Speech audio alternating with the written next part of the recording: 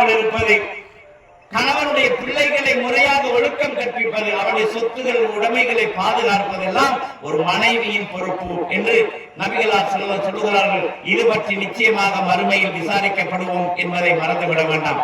மேலும் ரசூலுல்லாஹ் ஒரு பெருநாள் தினத்திலே பெண்களுக்கு உபதேசம் செய்தார்கள். குறிப்பாக அதிலே ஒரு செய்தி சொன்னார்கள் சகோதரிகளே.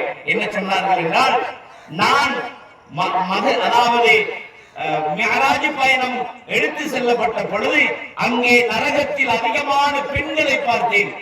ரசூலுல்லாஹ்வுக்கு நரகமும் சொர்க்கமும் எடுத்து காட்டப்பட்டது. அப்ப ரசூலுல்லாஹ் சொல்றாங்க, நான் எனக்கு நரகம் காட்டப்பட்டது, அங்கே அதிகமான பெண்கள் இருப்பதை பார்த்தேன் என்று சொல்லிவிட்டு, எக்ஃபுர்ன, எதனால் அவர்கள் நரகத்தில் அதிகமாக இருக்கிறார்கள் என்றால் அவர்கள் எக்ஃபுர்ன, நன்றி கற்றவர்களாக நடக்கிறார்கள் என்று ரசூலுல்லாஹ் சொன்ன பொழுது ஆயிஷா ரலியல்லாஹு அன்ஹா கேட்டார்கள், அயக்ஃபுர்ன பில்லாஹ், பெண்கள் அல்லாஹ்வுக்கு மாறு செய்கிறார்களா யா ரசூலல்லாஹ், அல்லாஹ்வுக்கு நன்றி கற்றவர்களாக நடக்கிறார்களா என்று கேட்ட பொழுது இல்லை, எக்ஃபுர்ன அஸீர், கணவனுக்கு நன்றி கற்றவளாக நடக்கிறார், கணவனுக்கு நன்றி கற்றவளாக நடக்கிறார் என்று சொன்னார்கள். அப்ப ரசூலுல்லாஹ் சொல்லிவிட்டு விளக்கம் சொன்னார்கள், ஒரு பெண் ஒரு கணவனை ஒருவரை திருமணம் முடித்த பின்னர் அவன் கேட்பதையெல்லாம் கணவன் வாங்கி கொடுப்பான், அவன் விரும்புவதையெல்லாம் கணவன் கொடுப்பான். என்றோ ஒரு நாள் எதையாவது ஒன்றை இவன் கேட்பான், அதை கொடுப்பதற்கு அவனால் முடியாமல் போய்விடும். அந்த நேரத்தில் இந்த பெண் சொல்லுவாள், உன்னை திருமணம் முடித்ததனால் எனக்கு என்ன இருக்கிறது, என் பெற்றோரிடம் இருந்துதான் நான் நல்ல முறையில் இருந்திருப்பேன், உன்னை திருமணம் முடித்ததனால் நான் இந்த நிலைமைக்காராகி விட்டேன் என்று அதற்கு முன்னர் கணவன் செய்த அத்தனைக்கும் நன்றி கெட்டவளாகவே நடந்து கொள்வார்.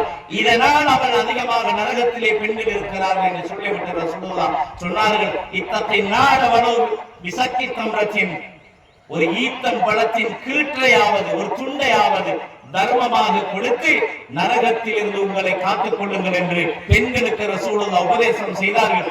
அந்த உபதேசத்துக்கு பின்னர் பெண்கள் தங்களுடைய கழுத்துகளில் இருந்த மாலையை, காதுகளில் இருந்த அந்த தோடுகளை கலட்டி பிலால் ரலியல்லாஹு அவர்களுடைய விழிப்பிலே போட்டு தர்மம் செய்தார்கள் என்ற செய்தியை புகாரியில் பார்க்க கிடைக்கிறது. எனவே அன்பு சகோதரர்களே, என் அருமை சகோதரர்களே, உலகத்தில் வாழும் பொழுது மரணிப்பதற்கு முன்னால் நம்மிடம் இருக்கின்ற பணங்களில் இருந்து முடிந்த அளவு தர்மங்களை செய்து கொள்வோம்.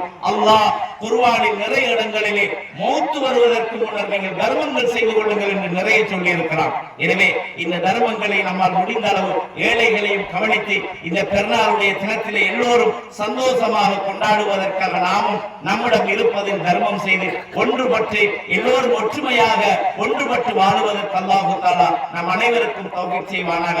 சிறந்த வாழ்க்கையை வாழ்ந்து கணவனுக்கு நன்றியுள்ள பெண்களாக, பெண்களுக்கு அன்புள்ள கணவர்களாக ஒரு இஸ்லாமிய குடும்பமாக நாம் எல்லோரும் வாழுவதற்கு அல்லாஹ் தஆலா நம் மனதிலே நல்ல எண்ணம். ஒவ்வொரு மகனும், ஒரு ஆண் மகனும் குடும்பத்தின் பொறுப்புதாரிகள். அந்த குடும்பத்தை ஒழுக்கமாக நடத்துவது, மார்க்க கடமைகளை செய்ய தூண்டுவது, மார்க்கத்தை அவர்களுக்கு சொல்லிக் கொடுப்பது, மார்க்க வகுப்புகளிலே தருவானாக என்று கேட்டுக்கொண்டவனாக அன்பான சகோதர சகோதரிகளே, இனிய பெருநாளை நம் எல்லோரிடம் சலாம் கூறி வாழ்த்துகள் சொல்லி இந்த இடத்தில் இருந்தார்.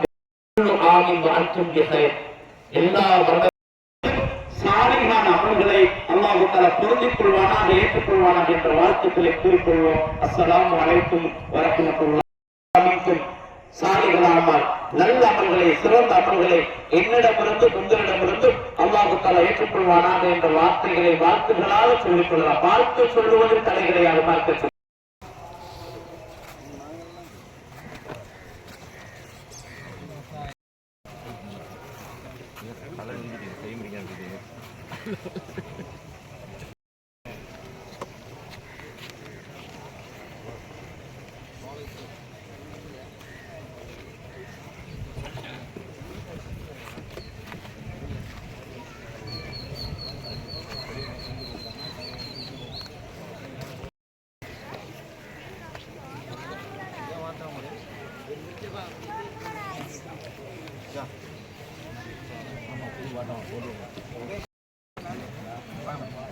Boleh.